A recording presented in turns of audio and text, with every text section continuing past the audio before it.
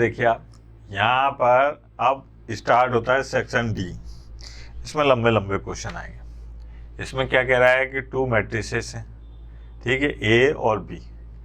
Find the product. सबसे पहले तो आप इन दोनों का प्रोडक्ट निकालिए, फिर उसकी हेल्प से आप इस इक्वेशन को सॉल्व कीजिए, ठीक है सर।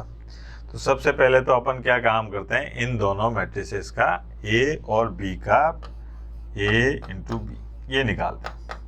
अब यहाँ पर ए क्या है अपने पास में 3 -6 -1 2 -5 -1 -2 4 1।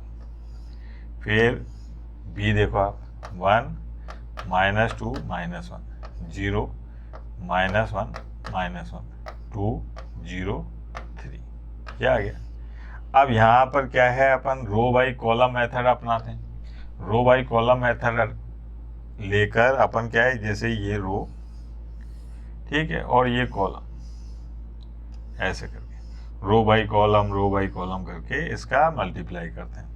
मल्टीप्लाई करने पर अपने को क्या मिलेगा, देखो आप इसको जब मल्टीप्लाई करोगे तो ये आएगा अपने पास में 1 0 0 0 1 0 0 0 1 ये आया, जिसको अपन क्या कह देते हैं, यूनिट।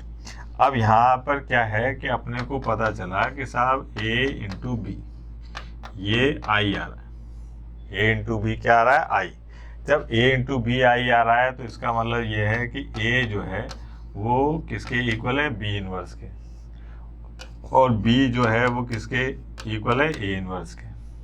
मतलब a और b दोनों एक दूसरे के क्या हैं, इनवर्स हैं। तो ऐसी स्थिति में क्या काम करेंगे, अब इसकी अपन ने ये देख लिया, यहाँ पे इन दोनों का मल्टीप्लाई करके देख लिया, वो आई आ रहा है।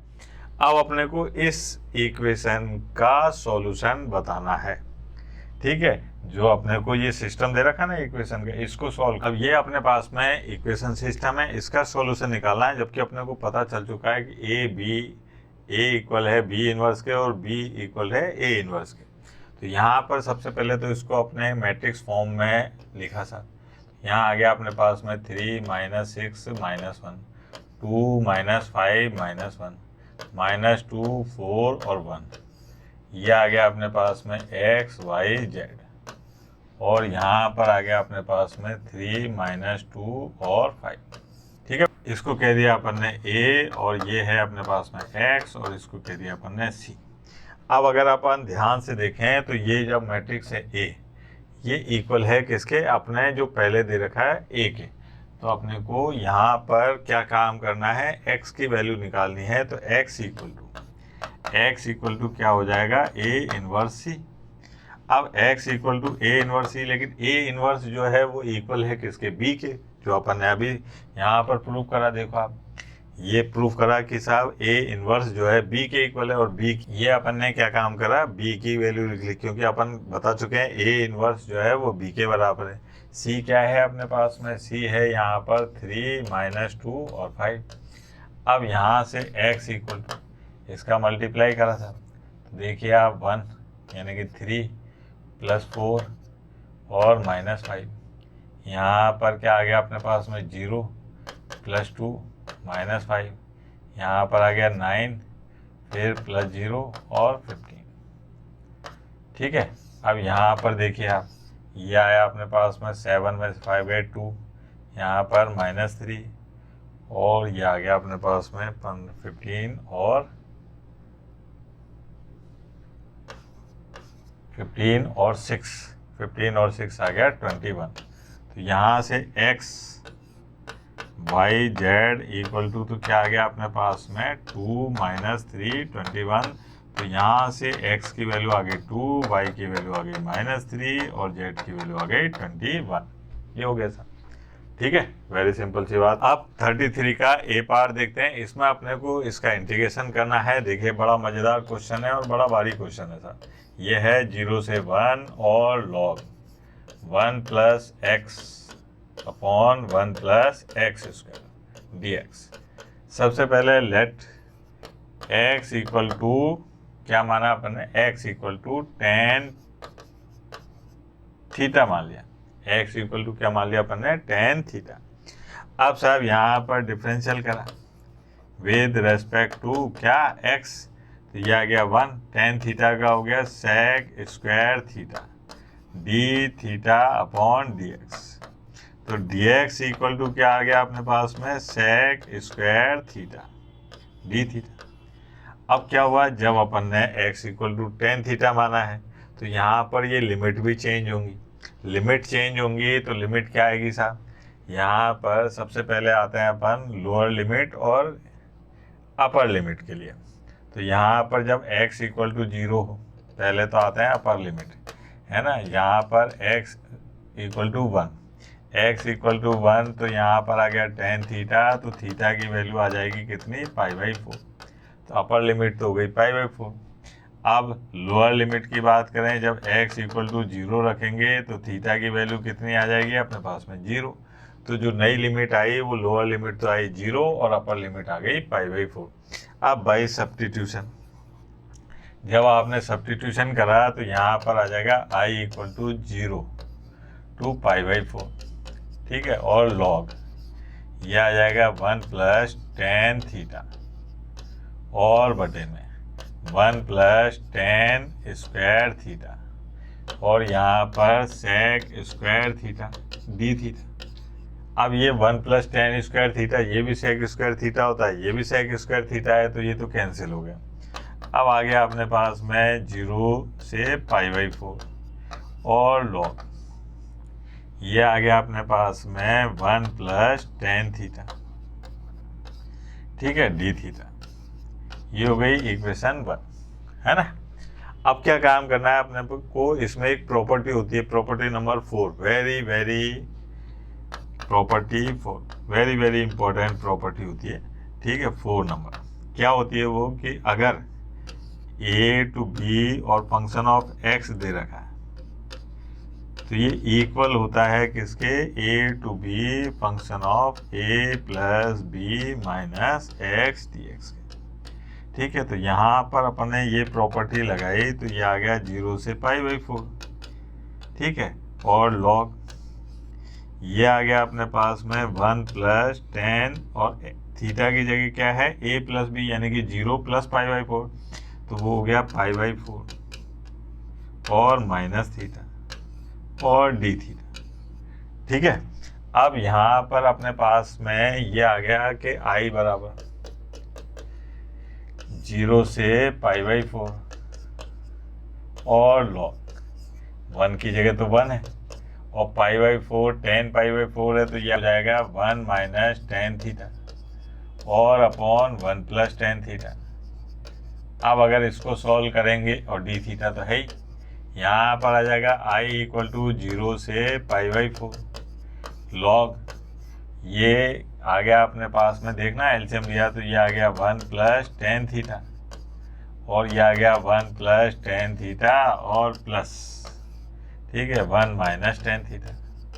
तो यहाँ पर ये इससे ये कैंसिल, अपने पास में क्या बचा, देखो i बराबर ये आ गया 0 से π/4 और log 2 upon 1 plus tan theta d theta, इसको कह दिया 2 नंबर। अब अपन क्या काम करते हैं, 1 और 2 को जोड़ लेते हैं, प्लस कर लेते हैं, इक्वेशन 1 प्लस इक्वेशन 2, 5 नंबर मिलेंगे भैया। तो ये आ गया अपने पास में 2i, ठीक है, और 0 से π/4 और लॉग, अब प्लस हो रहे हैं तो उसमें क्या है, वहाँ था 1 प्लस tan थीटा, यहाँ आ गया अपने पास में 2 अपॉन 1 प्लस tan थीटा और डी थीटा, ठीक है। ये कैंसिल हो गया, क्या आ गया अपने पास में, यहाँ पर देखिए आप कि 2i बराबर ये हो गया log 2 0 से π/4 log 2 डी थीटा। अब log 2 इंटू एक्स, तो ये x की जगह आ गया थीटा और इसकी वैल्यू है 0 से π/4। अब यहाँ पर इसको हटा दो साहब लिमिट को, तो ये आ गया 2i log 2 π/4 माइनस 0। ये आ गया अपने पास में i इक्वल टू 5/8 और log 8, ये है सर। इतना करोगे तब जाके अपने को 5 नंबर मिलेंगे। ठीक है, आगे बढ़ते हैं। 33 का बी पार्ट देखते हैं। इसमें अपने को क्या एक इंटीग्रेशन दे रखा है, बड़ा अच्छा क्वेश्चन है ये। देखिए आई इक्वल टू, ये है 3 sin theta -2 into cos theta upon 5 minus cos square theta -4 sin theta d theta. यहाँ पर क्या है, let sine theta equal to t, ये अपन ने मान लिया।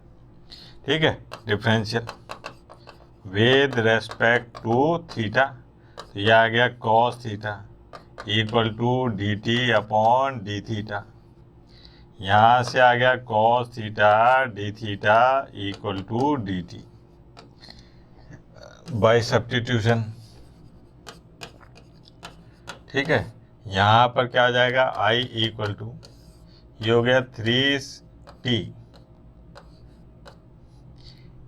-2 और ये आ गया डी थीटा अपॉन, यहाँ देखिए आप 5 माइनस ये कॉस स्क्वायर थीटा और अपने पास वैल्यू है साइन थीटा की, तो यहाँ पर मैंने 1 माइनस साइन स्क्वायर थीटा लिख दिया, यानी कि 1 माइनस टी स्क्वायर और -4t। दोबारा से आना पड़ेगा भैंस की।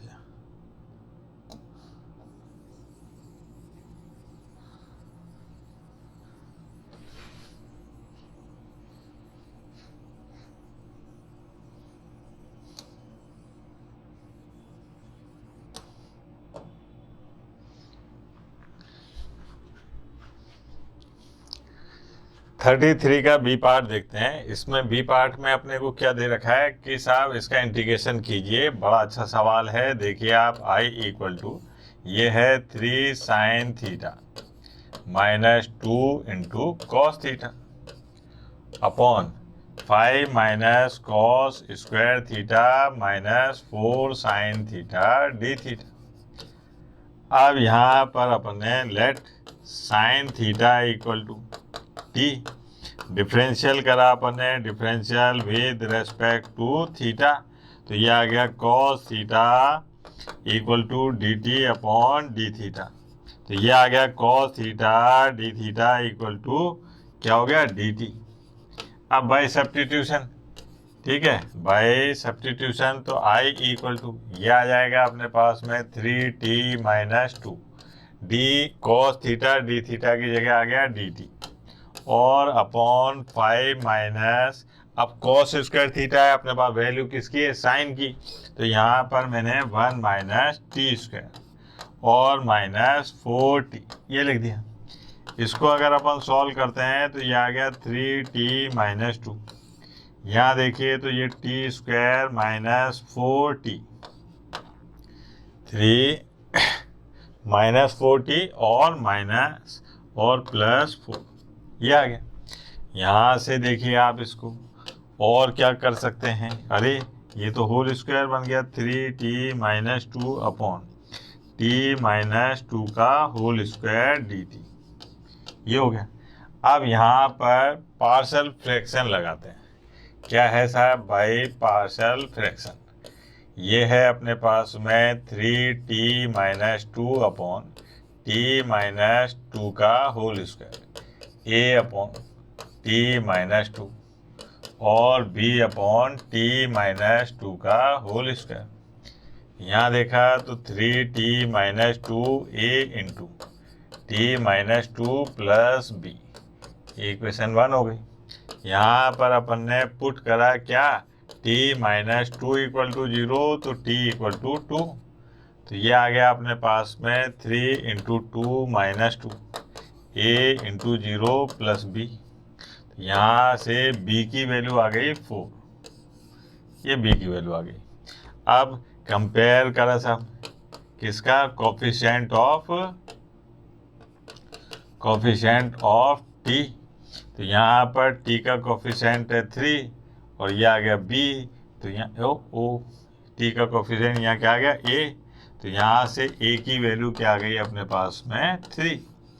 अब a और b की वैल्यू आने के बाद में I इक्वल टू a की वैल्यू कितनी है 3, तो ये आ गया 1/t-2 dt।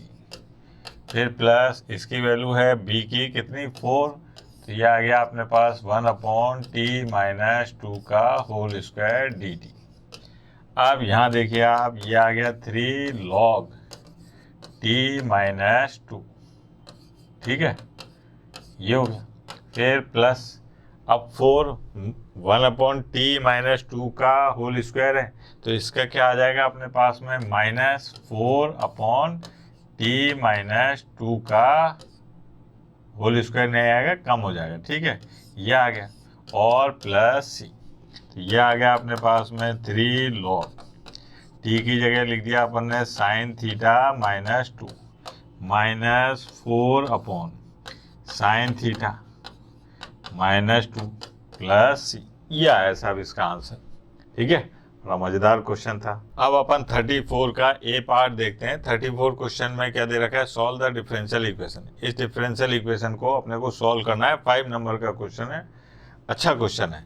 देखिए आप y प्लस, ठीक है, ये d d x x into y कर रहे हैं, तो पहले को छोड़ा और दूसरे का डिफरेंशियल, फिर y इंटू 1, ये आ गया। यहाँ पर है x साइन x और प्लस x, ये हो गया। अब अपने पास में ये है dy/dx।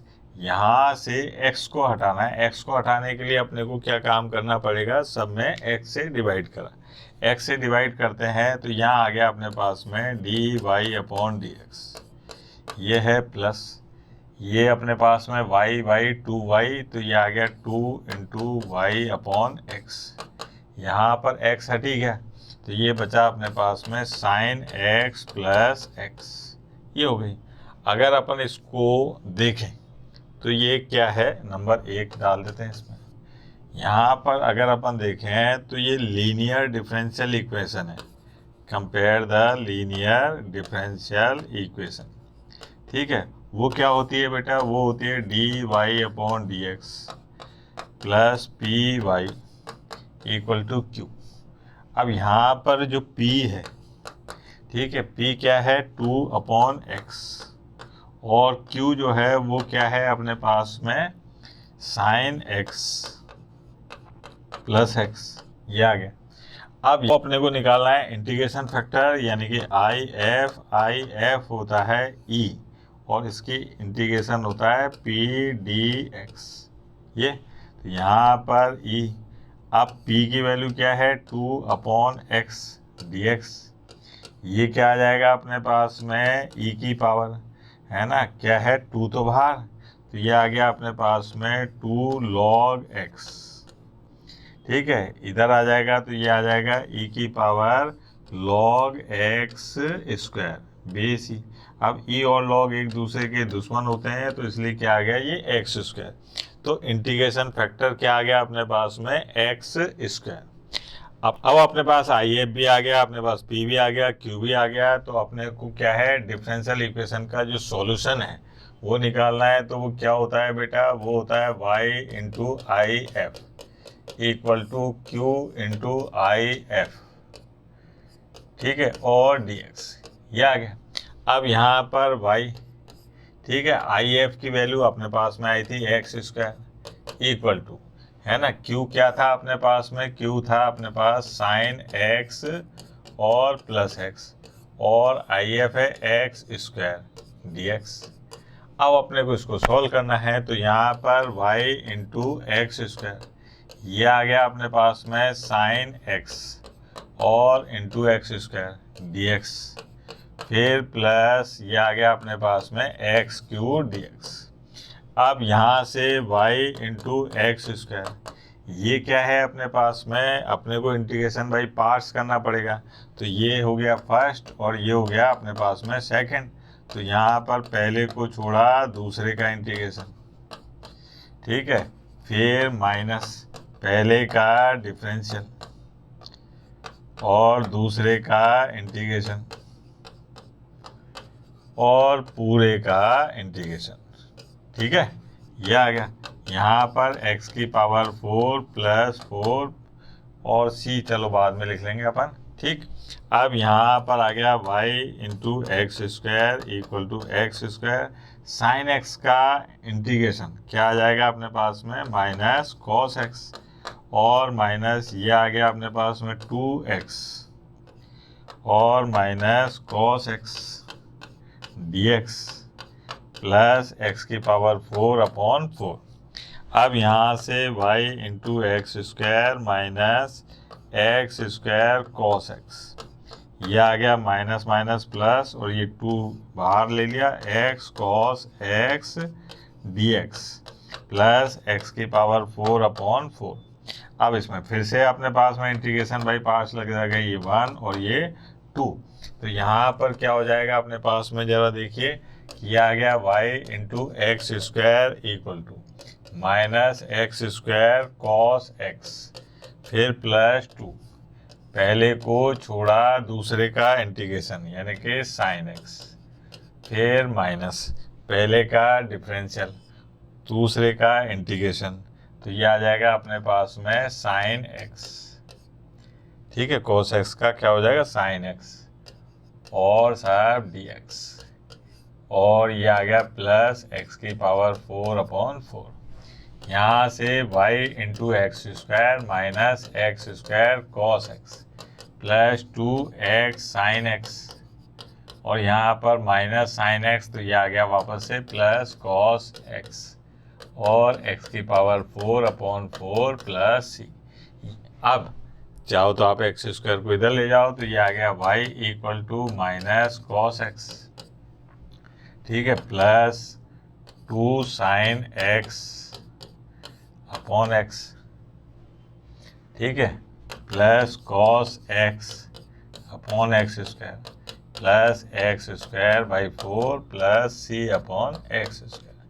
ये अपने पास में क्या आ जाएगा, डिफरेंशियल इक्वेशन का सॉल्यूशन।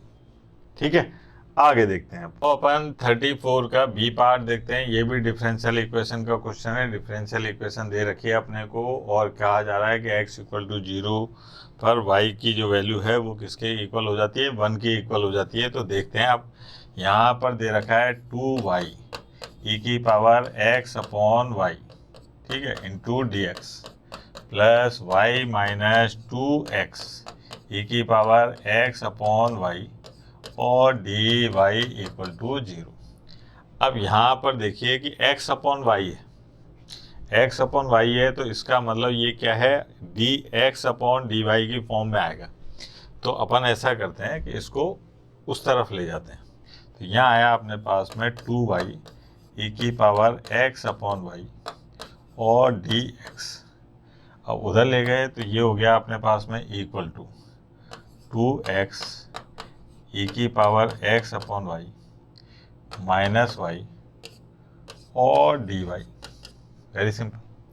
फिर यहाँ पर लेके आए तो ये आ गया अपने पास में dx upon dy equal to, इसको इधर लेके गए तो ये आ गया 2x e की power x upon y minus y और अपॉन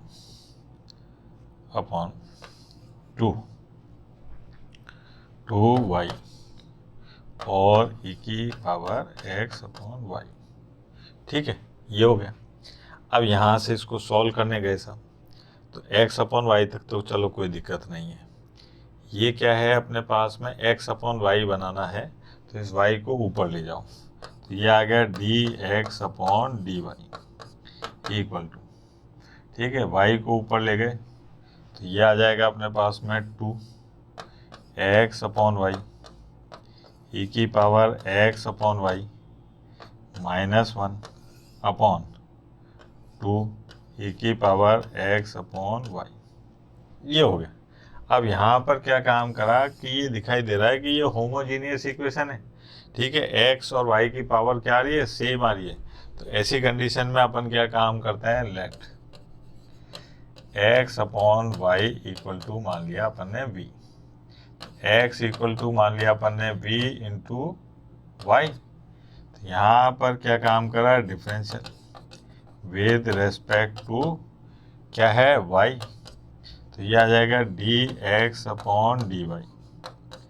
ये पहले को छोड़ा, ठीक है, y का डिफरेंस है, फिर प्लस, अब किसको छोड़ा, y को छोड़ा, ये आ गया dv और बटे dy। अब यहाँ से आप इसकी वैल्यू इसमें रख दीजिए, तो देखिए आप क्या आएगा, v प्लस की पावर v माइनस 1 और 2 e की पावर v, ये हो गया। ठीक, अब क्या काम करते हैं अपन, पहले तो ऐसा करें कि इस v को ले जाएं उधर, तो ये आ गया y इंटू dv बटे dy इक्वल टू, ये आ गया अपने पास में 2v e की power v minus 1 upon 2 e की पावर v और माइनस v। अब इसको एलसीएम ले लो साहब, तो ये आ गया y इंटू डी वी और upon d y, 2v e की पावर v माइनस 1 और माइनस 2v e की पावर v और अपॉन में 2 e की पावर v। अब देखिए आप, ये तो कैंसिल हो गया भाई, ठीक है, ये कैंसिल हो गया, क्या बचा अपने पास में, ये आया अपने पास में y और डी वी बटे d y equal to minus 1 upon 2 e की पावर v। अब क्या काम करना है अपने को कि y को y के पास में, dy के पास में और v को v के पास में ले जाते हैं, तो यहाँ पर क्या हुआ, इसको ले गए इधर, तो ये हो गया अपने पास में e की पावर v और dv। ठीक है, यहाँ पर है अपने पास में माइनस 1/2, ठीक, और y को इधर लाए, ठीक है, तो dy, तो ये आ गया 1 अपॉन y और dy, ये हो गया साहब। अब इंटीग्रेशन कर देते हैं, ठीक है, बोथ साइड इंटीग्रेशन कर दिया साहब, तो ये आ गया e की पावर v और dv equal to minus 1 upon y और dy। ठीक है, यहाँ पर e की पावर v का ये आ गया e की power v equal to minus 1 upon 2 log y और प्लस c। अब इनकी वैल्यू रख देते हैं, तो v की वैल्यू क्या रखी थी अपन ने, x अपॉन वाई, तो यहाँ पर आ गया अपने पास में e की power x upon y minus 1 upon 2 और लॉग y प्लस c। अब यहाँ c की वैल्यू रखने के लिए अपने को वैल्यू दे रखी है, पुट x इक्वल टू 0 और y इक्वल टू 1, तो यहाँ पर e की वैल्यू अगर रखी है अपन ने, तो ये आ गया e की पावर 0 1 लॉग 1 की वैल्यू 0, तो माइनस 1/2 इंटू 0 प्लस c, तो c की वैल्यू आ गई 1। तो अपना जो सॉल्यूशन आया वो e की power x upon y minus 1 upon 2 log y और प्लस 1, ये है अपने पास में डिफरेंशियल इक्वेशन का सॉल्यूशन। ठीक है बेटा, आगे बढ़ते हैं। अब अपन 35 क्वेश्चन देखते हैं। 35 क्वेश्चन में क्या दे रखा है कि the two lines x minus 1 upon 3 equal to minus y z plus 1 equal to 0 and minus x upon 2 y plus 1 upon 2 और z plus 2 intersection at a point whose y coordinate is 1. Find the coordinates of their point of intersection. Find the vector equation. Line perpendicular to both the given line and passing through this point intersection. ठीक है साहब, यहाँ पर पहले इसको सही तरीके से लिख लीजिए, x माइनस 1 अपॉन 3 ये है equal to y minus 0 upon minus 1, ये equal to z plus 1 upon 0। ठीक है, एक इक्वेशन तो ये हो गई। इसकी बात करें तो यहाँ पर क्या है अपने पास में x माइनस 0 अपॉन 2, ठीक है, y प्लस 1 अपॉन 2 और z प्लस 2 अपॉन 1, ये इक्वेशन 2 हो गई। अब क्या काम करना है अपने को, यहाँ से अपने तरीके से लिख लिया। अब ये जो है ये इस लाइन पर अपने एक पॉइंट देखा, तो पॉइंट देखने का तरीका क्या होता है कि 3 लैम्डा और प्लस 1, फिर यहाँ पर माइनस लैम्डा और प्लस 0, तो फिर 0 लैम्डा और z, तो ये माइनस 1। अब पॉइंट में अपने को दे रखा है कि y कोऑर्डिनेट 0 है, तो y कोऑर्डिनेट क्या है यहाँ पर, y कोऑर्डिनेट है अपने को दे रखा है क्वेश्चन के अंदर कि y कोऑर्डिनेट क्या है, 1 है। y कोऑर्डिनेट 1 है तो यहाँ पर अपने पास y कोऑर्डिनेट है माइनस लेमडा, तो लेमडा की वैल्यू कितनी आ गई अपने पास में, -1।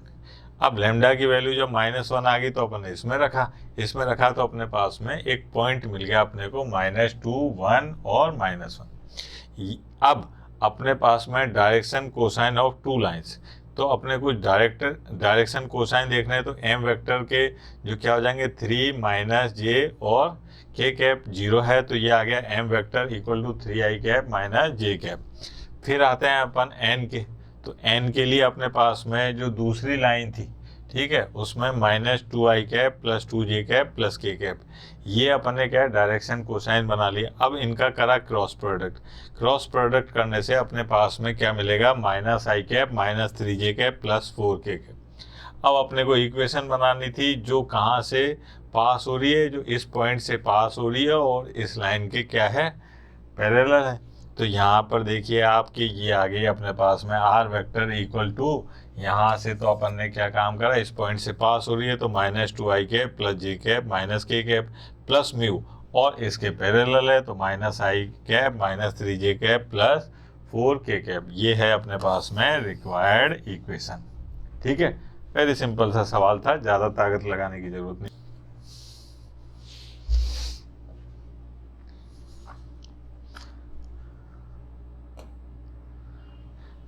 अब बात करते हैं अपन सेक्शन ई की। सेक्शन ई में क्या है, केस स्टडी बेस्ड क्वेश्चन आएंगे। केस स्टडी बेस्ड क्वेश्चन में क्या है कि आपको एक केस दे रखा होगा, उसकी स्टडी करनी है और उस पर बेस्ड जो क्वेश्चन होंगे उनके बारे में बातचीत करते हैं। तो यहाँ पर पहला केस दे रखा है कि एक सिटी है, सिटी में ट्रैफिक मैनेजमेंट डिपार्टमेंट ने एक प्लानिंग कर रखी है। उन्होंने ट्रैफिक का फ्लो बता रखा है और जो पॉइंट बता रखे हैं वो क्या है, ABCDE नाम से बता रखे हैं। अब क्या है कि ट्रैफिक डिपार्टमेंट ये कहता है कि साहब जो ट्रैफिक फ्लो है वो A to B है, A to C है, A to D है। ट्रैफिक फ्लो जो है B to C है, B to E है। ट्रैफिक फ्लो जो है C to E है और traffic flow D to E और D to C है। अब अपने को ये बताना है कि ट्रैफिक फ्लो जो है क्या रिफ्लेक्सिव फ्लो है। अब रिफ्लेक्सिव फ्लो का मतलब, आप रिफ्लेक्सिव रिलेशन में आओ, वो A का संबंध A से होना चाहिए, यानी A का रिलेशन A से, B का रिलेशन B से, C का रिलेशन C से होता है, तब अपन रिफ्लेक्सिव कहते हैं। लेकिन यहाँ पर traffic flow A to A नहीं है, B to B भी नहीं है, C to C भी नहीं है, तो इसका मतलब ये ट्रैफिक फ्लो जो है रिफ्लेक्सिव नहीं है। ठीक है, अब दूसरे क्वेश्चन में देखते हैं। इसमें कह रहा है कि साहब ट्रैफिक फ्लो जो है ट्रांजिस्टिव है क्या, तो इसमें A का फ्लो, ट्रैफिक फ्लो जो है A का B से हो और ट्रैफिक फ्लो B का B से C में हो, तो ऐसी कंडीशन में अगर A से C में ट्रैफिक फ्लो होगा तब अपन कहेंगे कि साहब ये जो ट्रैफिक फ्लो है ये ट्रांजिस्टिव है। तो यहाँ देखिए आप, A से B में है फ्लो, ठीक है साहब, B से C में भी फ्लो है, ठीक है। अब A से C में होना चाहिए, तो क्या A से C में ट्रैफिक फ्लो है, तो नहीं है, तो इसका मतलब यह है कि ये ट्रांजिस्टिव भी नहीं है। अब बात करते हैं तीसरे में। तीसरे में क्या कहा जा रहा है कि A represent the relation describing traffic flow as a set of order pair, also state the domain and range of the relation। अपने को क्या है कि इसका एक फ्लो का सेट बनाना है, ठीक है साहब, सेट बना देते हैं, उसको अपन क्या कर देते हैं, R लिख देते हैं। ठीक है, यहाँ पर देखो आप, A से B में है, A, B, ठीक है, A से C में है, फिर A से D में है,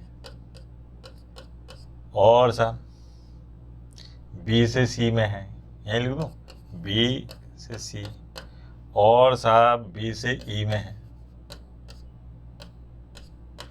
और C से E में है, और D से E में है, और D से C में है। ठीक है, अब अपने को क्या बताना है, इसमें डोमेन और रेंज बतानी है। तो डोमेन क्या है साहब, ठीक है, डोमेन क्या होता है, जो पहले ये है, ये देखो आप, ए है, बी है, सी है और डी है, ये तो डोमेन आ गया। रेंज की बात करी तो रेंज क्या है अपने पास में, बी है, सी है, डी है और ई है, ये रेंज हो गई साहब, सीधी सिंपल सी बात। अब बात करते हैं, एक और लगा के दे दिया इसमें एक और, कि does the traffic flow represent the function, क्या ये फ्लो जो है, ये जो दे रखा है ये फंक्शन है क्या। अब फंक्शन है क्या, तो फंक्शन कैसे हो सकता है, देखिए ए का बी से, ए का सी से, ए का डी से, मतलब इसमें ए का जो रिलेशन है वो 3 से हो रहा है, बी से भी, सी से भी और डी से भी। तो ऐसी कंडीशन में ये फंक्शन तो हो ही नहीं सकता। तो इसका मतलब ये ट्रैफिक फ्लो जो है क्या है, फंक्शन नहीं है। ठीक है, आगे बढ़ते हैं केस स्टडी सेकंड क्वेश्चन पर। सेकंड क्वेश्चन में क्या है, एलईडी बल्ब है, energy efficient use significant laces. अब अपन बात करते हैं केस स्टडी 2। यहाँ पर एलईडी बल्ब हैं, energy efficient because they use significantly less electricity than traditional bulb while producing the same amount of light. They convert more energy into light rather than heat, reducing waste. Additionally, their long lifespan means fewer replacement, saving resource and money over time. Okay. A company manufacture a new type energy efficient LED bulb. The cost of production and the revenue generated by selling X bulb in an hour. एक over में, 1 over में वो कितने X bulb बनाती है। ठीक है, ये मॉडल दे रखा है अपने को। यहाँ पर CX और RX, ये R में दे रखा है। CX क्या है अपने पास में, कॉस्ट है, और R क्या है, रेवेन्यू। तो ये तो अपने पास में कॉस्ट को बता रहा है और ये किसको बता रहा है अपने पास में, रेवेन्यू को। और ये किस में है, दोनों के दोनों है ना, रुपीज़ में है। अब आगे बढ़ते हैं, यहाँ पर अपने को क्या है, ड्राइव करना है प्रॉफिट फंक्शन। प्रॉफिट का मतलब क्या है कि जो अपनी कॉस्ट लगी, रेवेन्यू लगी, रेवेन्यू में से कॉस्ट को माइनस कर दो तो अपने पास में प्रॉफिट आ जाएगा। Find the critical point of PX। ठीक है, यहाँ पर अपने को क्या है, उसका एक बार डिफरेंशियल करके उसको 0 के बराबर रखना है, वहाँ से अपने पास में एक क्रिटिकल पॉइंट आ जाएगा। Determinate the critical point corresponding maximum, और उसके लिए एक बार और डिफरेंशियल करके ग्रेटर देन 0 निकाल के देखते हैं कि क्या होता है। क्वेश्चन करके देखते हैं। सबसे पहला क्वेश्चन था उसमें कि अपने को, पहला क्वेश्चन में क्या था, देखिए आप, पहले क्वेश्चन में था कि ड्राइव द प्रॉफिट फंक्शन। अब अपने को प्रॉफिट फंक्शन बताना है, तो ये तो क्या है, PX। क्या होगा प्रॉफिट फंक्शन में कि रेवेन्यू में से माइनस करना है अपने को, किसको, कॉस्ट को। तो रेवेन्यू में से कॉस्ट को माइनस करा तो ये आ गया अपने पास में प्रॉफिट फंक्शन। अब क्रिटिकल पॉइंट निकालने के लिए जो अपने पास में फंक्शन आया उसको क्या काम करना है, अपने को एक बार डिफरेंशियल करना है। जैसे ही एक बार डिफरेंशियल करा तो अपने पास ये आ गया। इसको अपन किसके इक्वल रखते हैं, 0 के। 0 के इक्वल रखने पर x की वैल्यू आई 18.75। तो ये है अपने पास में क्रिटिकल पॉइंट। अब क्या काम करना है अपने को ये बताना है कि साहब ये क्रिटिकल पॉइंट पे जो वैल्यू है ये मैक्सिमम होगी कि मिनिमम होगी। तो यहाँ पर एक बार और डिफरेंशियल करा, डिफरेंशियल करने पर ये वैल्यू आई माइनस की। अब जब इसमें माइनस की वैल्यू आती है तो ऐसी कंडीशन में इसकी वैल्यू 18.75 पे ये कैसी होगी, मैक्सिमम होगी। तो यहाँ पर क्या होगा, ये मैक्सिमम प्रॉफिट होगा कब, जब x की वैल्यू 18.75 होगी। अब एक और बात दे रखी है कि अगर x का नंबर जो है 100, as x is the number bulb of 100, practically अगर आप x की जगह 18 बल्ब यानी कि 18 बल्ब को लेते हैं तो अपने को कितना प्रॉफिट होगा। तो x की जगह अपन क्या रखते हैं, p में 18 रखें। 18 रखने पर जब सॉल्व करेंगे तो अपने पास में क्या आ जाएगा, 130.80, ये अपना प्रॉफिट होगा, यानी कि इतना अपने को प्रॉफिट होगा। ठीक है बेटा, आगे बढ़ते हैं।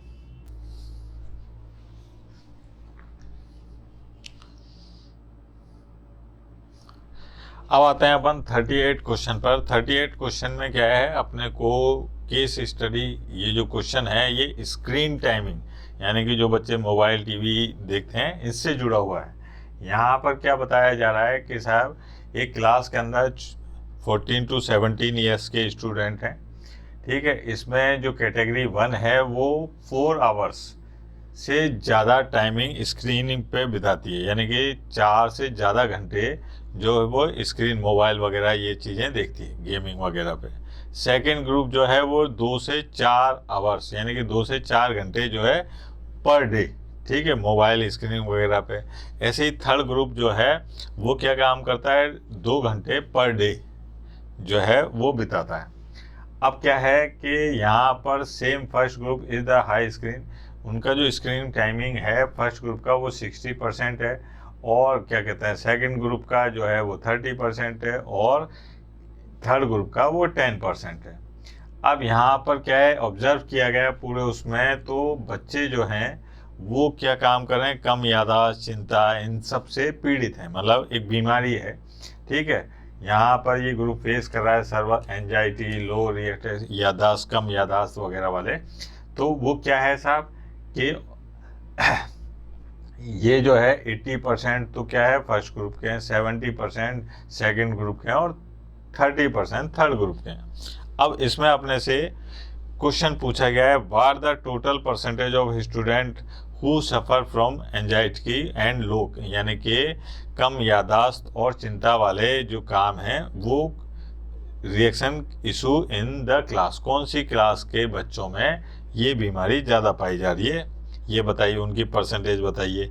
A student is selected randomly, एक बच्चे को रैंडमली सेलेक्ट किया जा रहा है और उसको पता चला कि ये जो है ये चिंता और कम याददाश्त से पीड़ित है।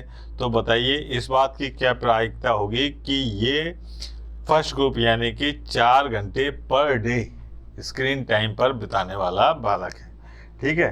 तो अब देखिए आप यहाँ पर क्या है, अपन ने घटनाएं मानी sir E1 E2 E3। E1 E2 E3 क्या है, E1 है the student is the first group, ठीक है, जो अपने को मोर देन 4 आवर्स जो है बिता रहा है स्क्रीन पर। E2 क्या है, स्टूडेंट है सेकंड ग्रुप का जो 2 to 4 आवर जो है स्क्रीन टाइम पे दे रहा है। E3 थर्ड ग्रुप का है। ए जो है वो सब में कॉमन है, मतलब अपन ने एक ऐसी वो ली है जो सब में कॉमन है, वो क्या है, वो बीमारी है ना, चिंता, कम याददाश्त वाली जो चीज़ है उसको अपन ने मान लिया ए। अब E1 यानी कि 60%, 60/100, इसकी प्रोबेबिलिटी निकाल ली। E2 क्या आ गई, E2 की प्रोबेबिलिटी 30% यानी कि 30/100। E3 की क्या आ गई अपने पास में 10% यानी कि 10/100। अब जो बीमारी के लिए बात करी तो अपने को पता चला कि फर्स्ट ग्रुप में 80/100 80% था, तो 80/100। सेकंड में क्या था 70%, तो 70/100, और इसमें क्या था 30% यानी कि 30/100। अब पहले वो क्वेश्चन में दे रहा कि भाई टोटल क्या है इसका, ये बताइए। तो यहाँ पर टोटल परसेंटेज जो होगी वो क्या है कि अपने को PA यानी कि बीमार बच्चों की परसेंटेज बतानी है। तो उसके लिए अपने पास में क्या है, बेस थ्योरम से ये अपन ने थ्योरम लगाई कि PA = PE1 यानी E1 की प्रोबेबिलिटी इंटू A/E1 की प्रोबेबिलिटी। अब ये क्या है साहब, ये A/E1 क्या है कि E1 घटना घटित हो चुकी हो तो A के घटित होने, मतलब अपन ने बच्चा चुना वो E1 का है तो उसके बाद में A होने की प्रोबेबिलिटी। तो इन सब को अपन ने प्लस किया, तो प्लस करने पर अपने पास में आ रहा है 72%, ठीक है। अब अपन ने रैंडमली एक बच्चा चुना और वो बच्चा जो है वो फर्स्ट ग्रुप का हो, इसकी क्या प्रोबेबिलिटी होगी, तो अपने को E1/A निकालना है। तो ये है PE1 इंटरसेक्शन A और PA, यहाँ पर आप वैल्यू रखेंगे, वैल्यू रखते ही अपने पास में क्या आ जाएगा 2/3। ये केस स्टडी वाले क्वेश्चन है, ठीक है, छोटे छोटे से हैं, अपने को इस तरीके से सॉल्व करने हैं, ठीक है। ये अपना पेपर जो है CBSE ने जो अपलोड किया था उसका सॉल्यूशन हो गया, ठीक, धन्यवाद।